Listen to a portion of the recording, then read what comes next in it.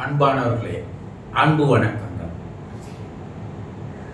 அன்பர் ஒருவர், குருஜி, எங்கள் வீட்டில் ஒருவர் தற்கொலை செய்து கொண்டார். 1 மாத காலம் ஆகியது.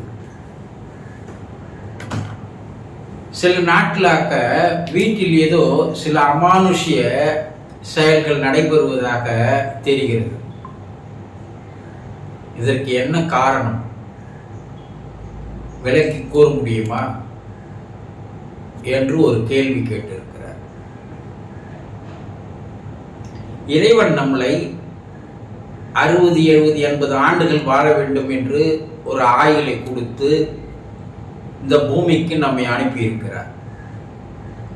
அந்த ஆயுள் காலம் முழுவதும் நாம் வாழ்ந்து இயற்கை மரணம் எழுது மறுபடியும் இறைவனிடம் போய் சேர வேண்டும்.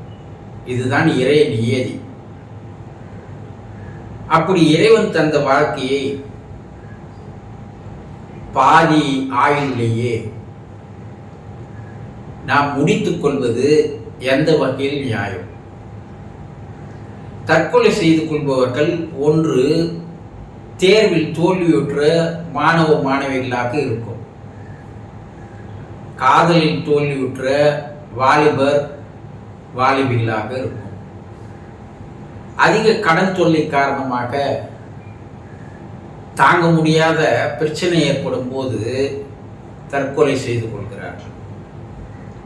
கணவன் மனைவி இருவருக்குள்ளேயே கருத்து வேறுபாடுகள் அதிகமாகும் போது மனைவி தற்கொலை செய்து கொள்கிறார். இப்படி பல்வேறு காரணங்களுக்காக தற்கொலையை செய்து கொள்கிறார்கள். அந்த தற்கொலை செய்து கொண்டு அந்த உடலில் இருந்து அந்த உயிர் வெளியேறுகின்ற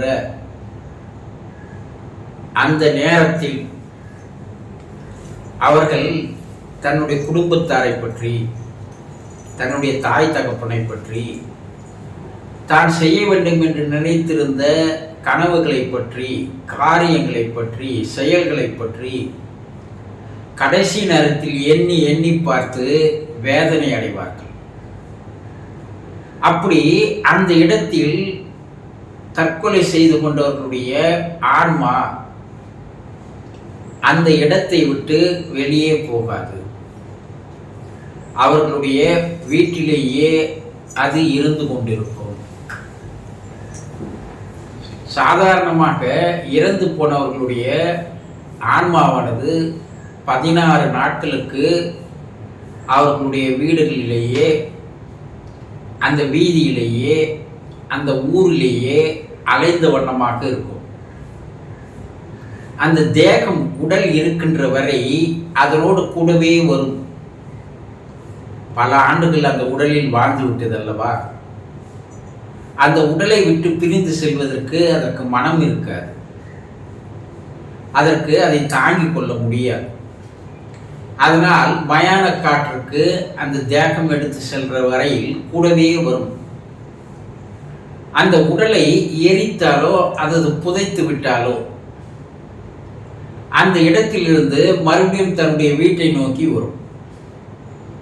அந்த வீட்டிற்குள்ளேயே அல்லது வீதியிலேயே அது அலைந்த வண்ணமாக இருக்கும். 16 நாட்கள் பொறுத்து ஒரு காரியம் செய்யும் போது, ஒரு சடங்கு செய்யும் போது அந்த ஆன்மா மேல் நோக்கி போய்விடும். ஆனால் தற்கொலை செய்து கொண்டவர்களுடைய ஆன்மா அந்த சடங்கிற்கு கட்டுப்படாது.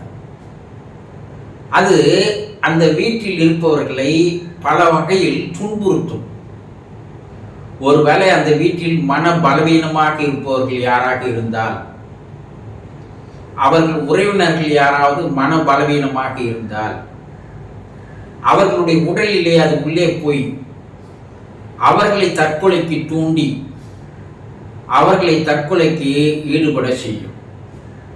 இது பல ஆய்வுகளில் இருந்து தெரிய வருகிறது. அது தன்னுடைய துக்கத்தை, கவலையை, வேதனையை எண்ணி எண்ணி பார்த்து அது அந்த வீட்டிலேயே அல்லது வீதியிலேயே அலைந்து வண்ணமாக இருக்கும். தன்னுடைய குடும்பத்தாருக்கு நிம்மதி இல்லாத செய்யும். சில அமானுஷ்ய செயல்களை செய்து அவர்களை பயமுறுத்தும். சில நேரங்களில் அவர்களுடைய குரல் கூட கேட்கும். இது அந்த குடும்பத்தினர்களுக்கு ஒரு பயத்தை, ஒரு அச்சத்தை உருவாக்கும். வாழ்ந்த போது எந்த தேகத்தோடு வாழ்ந்தார்களோ அதே தேகத்தோடு, அதே உருவத்தோடு தான் அந்த ஆன்மாவும் இருக்கும். அதற்கு பார்க்க தெரியும், பேச தெரியும், கேட்க தெரியும். ஆனால் குடிக்கவோ சாப்பிடவோ முடியாது. அது தன்னுடைய அந்த ஏக்கத்தை, கவலையை, துன்பத்தை, வேதனையை எண்ணி எண்ணி பார்த்து அந்த குடும்பத்தில் இருப்பவர்களை எந்த வகையிலெல்லாம் துன்புறுத்தலாம் என்று நினைத்து அவர்களை துன்புறுத்திய வண்ணமாக இருக்கும். அது 6 மாதம் 1 வருடமாவது அங்கே இருக்கும். அந்த 1 வருட காலம் அந்த குடும்பத்தில் யாருக்கும் நிம்மதி இல்லாது போய்விடும், அமைதி இல்லாது போய்விடும், பல்வேறு துன்பங்களை அனுபவிக்கின்ற நிலைக்கு அவர்கள் ஆளாவார்கள். இப்படி தற்கொலை செய்து கொள்கின்ற அந்த ஆன்மாக்களை சாந்திப்படுத்தி மேலே செல்வதற்கு சரியான வழிமுறைகள் இருக்கிறது. அதை சரியான முறையில் நாம் கடைபிடித்தால் அவர்களை ஒரே மாதத்தில் அந்த ஆன்மாக்களை அந்த வேதனையிலிருந்து விடுவிக்க செய்து அதை மேலுலகம் அனுப்பி வைக்க முடியும். இது தெரியாத காரணத்தினால் அந்த குடும்பத்தினர்கள் பல்வேறு துன்பங்களை அனுபவிக்கிறார்கள்.